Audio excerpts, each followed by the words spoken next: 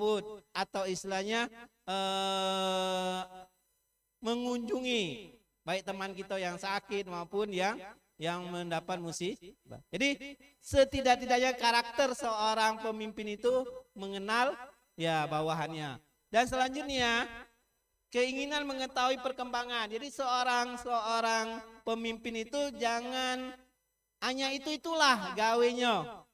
Ya, dia harus tahu perkembangan, artinya gaul ya istilahnya. Kegiatan itu jangan yang rutinitas itulah. Kegiatan ini, itu. Padahal kegiatan yang di luar sana itu banyak yang harus dia gawekan. Nah, jadi kita punya istilahnya punya iptek atau ilmu pengetahuan yang lebih tinggi. Dengan cara apa? Membaca. Dengan cara apa? Ya melihat. Di Mbak Google itu banyak, tinggal kalian klik saja. Nah, pengetahuan itulah yang harus kalian kuasai bagi Anda yang ingin jadi seorang pemimpin. Dan keinginan melakukan perubahan. Sekali lagi yang namanya pemimpin itu ingin merubah kondisi. Wali kota yang ingin menjadi wali kota Palembang, dia melihat kondisinya Palembang itu misalnya banjir, Palembang itu misalnya macet. Nah, tugas ketika aku jadi wali kota, aku harus menyelesaikan PR-PR itulah. Makanya kita harus kondisi melihat. Kalau wali kota di zaman tahun berapa ya Palembang nih? Sampai tahun sekarang tidak kata perubahan, ya berarti tidak kata kegiatan. Jangan wali kota Irma saja. Ketua Irma dari tahun ke tahun itu harus ya berkembang. Kalau misalnya kegiatan rutinitas itu hanya kuliah duha, apalagi belajar bahasa Arab. Kalau dari zaman dulu itu sudah ada, tahu-tahu hari ini masih ada, berarti tidak kata kemajuan. Ya, mungkin penceramanya itulah. Ya, kalau bisa dicari ceramah yang memang sesuai dengan keinginan ya anggotanya dan sesuai dengan perkembangan zaman. Makanya seorang pemimpin itu harus tahu melakukan perubahan-perubahan yang ada di Irma. Pemimpin Irma harus punya mental siap untuk dimarahi. Siap untuk kalau ada ya preman, sudah itu ada orang-orang yang jahat dengan kita, orang-orang yang istilahnya ingin menghancurkan Irma. Jadi punya mental. Jangan ngadepi preman siko tahu-tahu takut. Ya. Nah, makanya kita harus punya mental dalam kebaikan ya. Oke, dan terakhir itu merupakan citra diri. Oke, lanjut. Ini yang harus dimiliki. Jadi ada 10 ya. Termasuk citra diri 11. Lanjut. Nah, selain kita memiliki yang kita sampaikan tadi, ya, kita pun harus mengetahui tugas pemimpin. Ya. Tugas pemimpin. Apa sih tugas pemimpin? Tugas pemimpin yang saya buat dalam slide ini, silakan. Nah, ini ada 5, ada 4. Ada yang membimbing, memberi, membangun motivasi, membawa pengikutnya, ya, memberikan jaringan. Nah, terutama seorang pemimpin itu harus membuat sebanyak-banyaknya jaringan, ya, komunitas. Ya, kalau hanya pemimpin itu hanya sekitar kelurahan 19 B, berarti Irma kita ini hanya Irma tingkat lurah. Kita ini tingkat nasional, Ikatan Remaja Masjid Agung Palembang itu tingkat nasional. Berarti kita Irma harus punya jaringan. Pada tahun 99 pada waktu saya menjadi ketua Irma, saya pernah melaksanakan studi komparatif, misalnya study tour lah, jalan-jalan lah. Tapi isinya itu ya membuka jaringan. Pergi ke mana? Ke Masjid Asy-Syuhada. Di mana Masjid Asy-Syuhada? Di Jogja.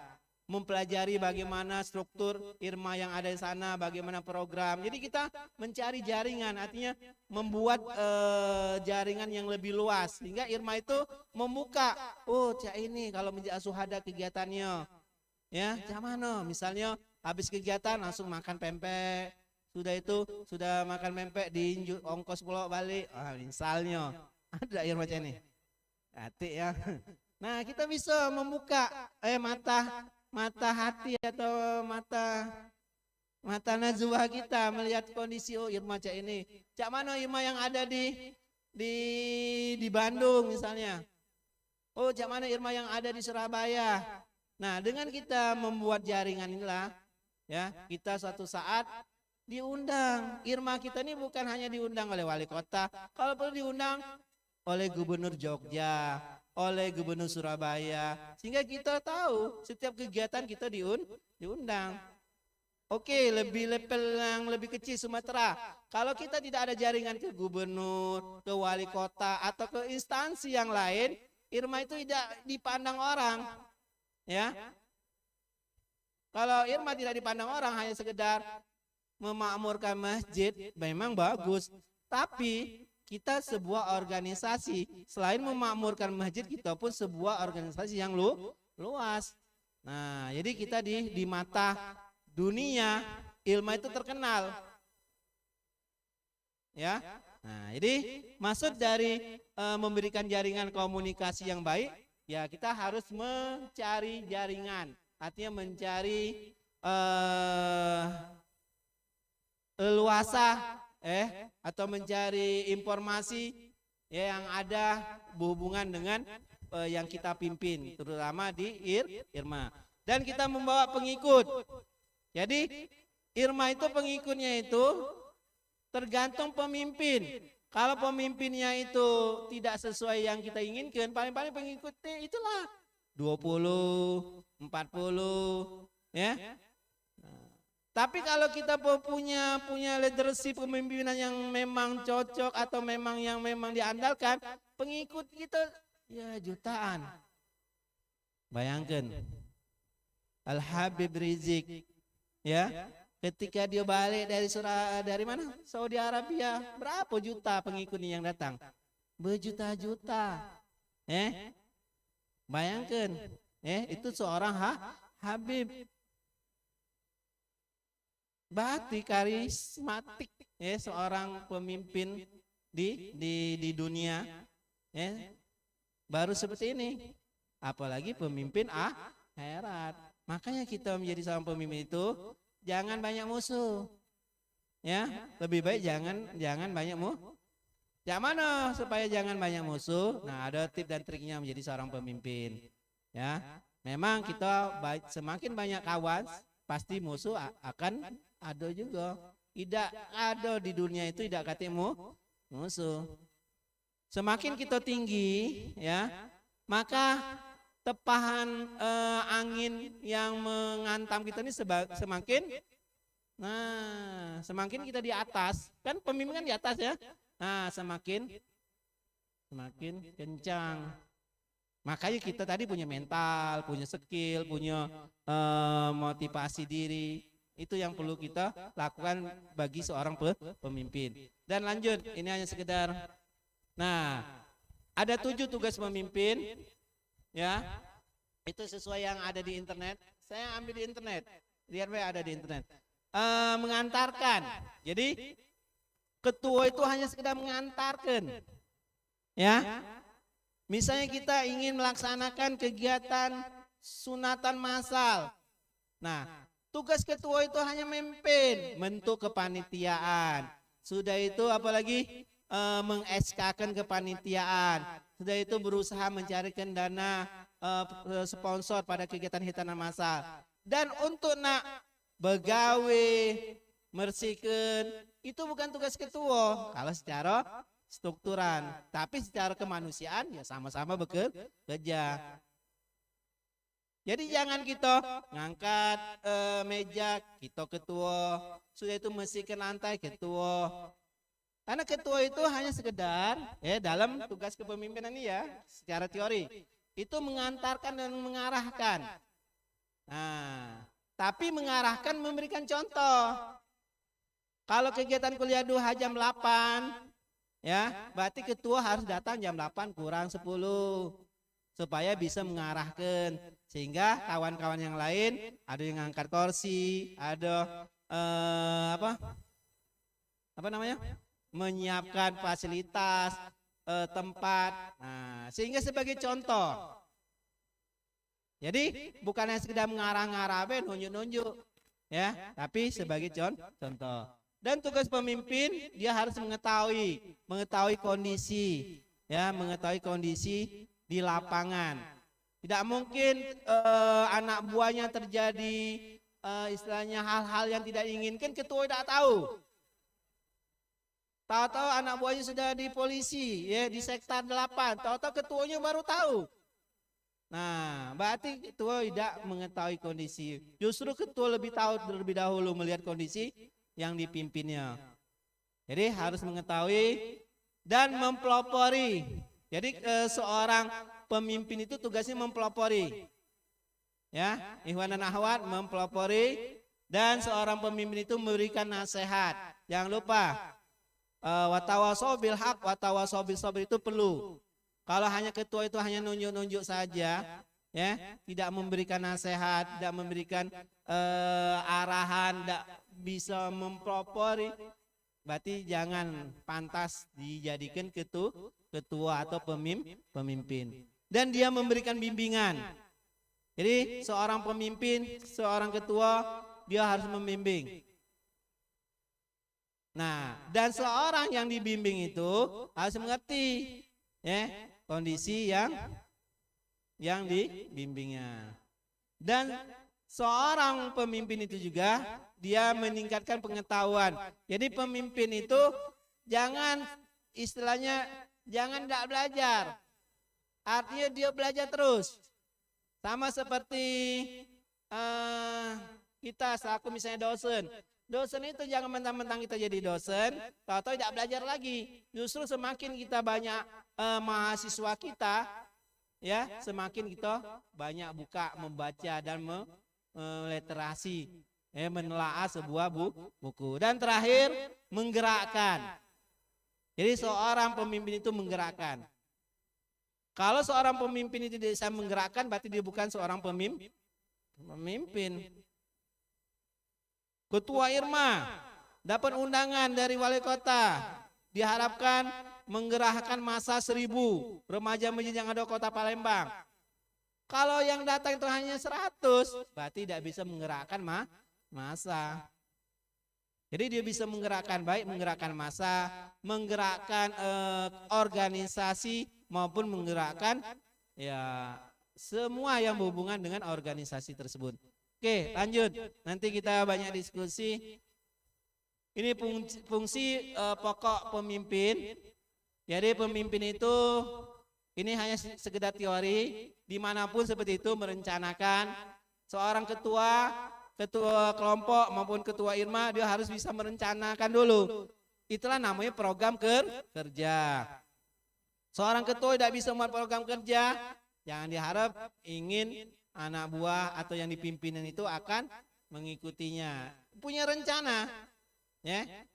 Dan selain merencanakan itu juga dia harus melaksanakan. Kalau hanya rencana program kerja, misalnya mau mengadakan studi banding ke Bandung, di Darul Tauhid Agim, misalnya tempatnya di Darul Tauhid, hanya rencana tapi tidak ada usaha untuk melaksanakannya, tidak jadi. Nah, kalau sudah ada rencana di bulan, ini bulan apa? Bulan Juli, tanggal 29, 30 program kerja Irma melaksanakan apa namanya? Pengkaderan. Nah, kalau hanya program tapi tidak dilaksanakan, berarti hanya sekedar program. Nah, kalau sudah dilaksanakan, pada tanggal 1 Agustusnya sudah selesai, nanti malam besok ya. Besok penutupan misalnya, maka harus yang ketiga, harus evaluasi. Ya, setiap kegiatan itu harus dievaluasi. Dan setiap kegiatan itu harus ada saran dan masukan untuk membangun kegiatan yang lebih maju lagi. Nah, jadi fungsi pokok pemimpin terakhir, ya ini sudah anggap ya. Tipe-tipe kepemimpinan, ya. Mungkin kita pernah melihat kepala sekolah kita, ya. Oh, kepala sekolah ini dikit-dikit nak baik, nak marah be, ya. Mungkin kepala sekolah kita dikit-dikit nak minta duit be, dikit-dikit kepala sekolah kita ingin seperti ini seperti itu. Nah, itulah gaya kepemimpinan, ya. Atau mungkin ketua Irma kita ini dikit-dikit cek ini, ketua Irma kita dikit-dikit cek itu. Nah, itulah gaya kepemimpinan. Nah, di dalam kepemimpinan secara umum ada yang namanya kepemimpinan yang bersikap, silakan baca. Ya, silakan salah satu dari peserta. Yang satu, pemimpin. Yang pertama yaitu model atau gaya kepemimpinan yang pertama demokratis, yaitu pemimpin yang bersikap tengah antara memaksakan kehendak dan memberi kelonggaran kepada bawahan. Oke, itu yang pertama, ya, sesuai dengan Pancasila, sila ke demokrasi, sila ke 4. Apa bunyinya? Kerakyatan yang dipimpin oleh hikmat, kebijaksanaan. Nah, jadi demokrasi. Jadi pemimpinan yang demokrasi itulah yang sangat diharapkan. Maksudnya di mana demokrasi? Dia tidak memaksakan kehendak, ya. Ingin menentukan misalnya program kerja. Andai kata ada yang senang, ada yang tidak senang program kerja itu, dia melaksanakan demokrasi dengan cara apa? Demokrasi voting, ya. Voting terbuka artinya dengan hak yang suara terbanyak. Itu yang nama demokrasi. Dia tidak memaksakan kehendak. Ya, misalnya saya ketua Irma, teman-teman saya ini hari ini kita akan melaksanakan ini, TT, ya. Tidak kate yang nak manta. Nah, berarti kalau kita memaksakan kehendak, mungkin kita selaku pengurus anggota melaksanakan, tapi ya hati kita ini otoriter. Apa itu otoriter? Baca. Gaya pemimpin yang otokritik, artinya sangat memaksakan dan mendesak kekuasaannya kepada bawahan. Nah, artinya memaksakan kehendak. Kita seorang pemimpin tidak boleh memaksakan kehendak. Memang boleh tegas, tapi ketegasan kita itu tidak boleh, ya, kehendak kita ini nak di jalan kenian. Kalau tidak boleh.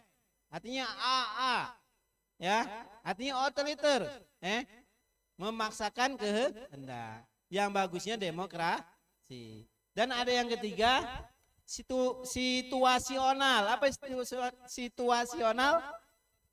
Yaitu pemimpin yang bersikap lebih melihat pada situasinya. Kapan harus bersikap memaksa dan kapan harus moderat. Serta pada situasi apa pemimpin harus memberi kebebasan kepada bawahan. Oke, nanti saya minta dari teman-teman yang hima ini, kalian pengen nak pemimpin yang kecak mana ya di antara 4 ini. Nah, jadi situasional itu situasional, ya, situasional itu ya kondisi. Kapan dia melihat perlu otoriter, kapan dia demokrasi. Jadi melihat kondisi, ya. Dan yang terakhir, baca. Laissez-faire, pemimpin yang memberikan kebebasan pada bawahan. Oke, di antara gaya kepemimpinan kelompok 1 Putri mana? Silakan mic-nya di kelompok 1 Putri. Menurut Anda kelompok 1 Putri, yang mana yang diinginkan gaya kepemimpinan 1, 2, 3 dan berikan alasannya. Silakan memberikan komen. Ya. Assalamualaikum warahmatullahi wabarakatuh. Perkenalkan, nama saya Caca, saya ketua dari kelompok 1. Saya lebih memilih kepemimpinan situasional. Karena pemimpin itu dituntut untuk kapan dia harus tegas, kapan dia harus menuruti bawahannya, dan dia memberikan kesempatan untuk bawahannya merasakan kebebasan juga. Hanya itu saja. Oke. Kami memilih situasional. Maaf. Kenapa alasannya? Ya, Karena kelompok satu milih situasional juga. ya, Ya, apa alasannya? ya memang kita melihat kondisi bawahan kita, tidak Oh, harus berarti memaksa. melihat kondisi bawahan kita. Oke, itu kelompok 2. Kelompok 3 Putri. Ada berapa kelompok Putri? 4. 6 banyak nih. Yang 3 silakan. Kelompok 3 Putri, berikan komentar. Gaya kepemimpinan apa yang dikehendaki oleh kelompok 3 Putri? Silakan mic-nya diberikan kepada kelompok 3. Ya, silakan. Hanya memilih ya yang dikehendaki oleh kelompok 3 ini, apakah gaya kepemimpinan yang ini atau yang itu. Silakan.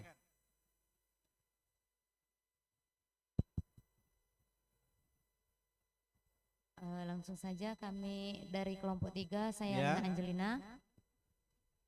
Di sini kami memilih Ya, saya memilih kepemimpinan sesuai hati di kepemimpinan gaya demokratis. gaya demokratis. Alasannya apa? Karena dari demokrasi itu kan pengertiannya memaksakan kehendak dan memberikan kelonggaran. Jadi kalau untuk menjadi pemimpin itu tidak selamanya kita itu memberikan kelonggaran kepada bawahan, tetapi kita juga bisa memberikan opsi yang terbaik untuk suatu organisasi. Oke, Terima jadi kasih. kelompok 2 demokrasi. Kelompok 4, kelompok 3, kelompok 4 silakan. Ayo cepat. Langsung. Nah, yang putra siap-siap nanti. Saya tanya juga gaya yang mana. Kelompok 4. 4 ya. Assalamualaikum warahmatullahi wabarakatuh. Assalamualaikum warahmatullahi wabarakatuh. Perkenalkan, nama saya Delia Paraminta, bisa dipanggil Delia. Menurut kami dari kelompok 4 itu memilih situasional karena Delia juga setuju dengan pendapat kakak-kakak yang lainnya dari kelompok 1 dan kelompok 2. Kita harus melihat situasi dari bawahan kita gimana tuh maunya memberi kelonggaran dan kapan kita juga bisa memaksa atau memberi ketegasan. Oke, Itu terima saja. kasih. Jadi sama seperti kelompok 1, 2, gaya kepemimpinan situasional. Kelompok 5. Ayo. Silakan yang putri kelompok 5.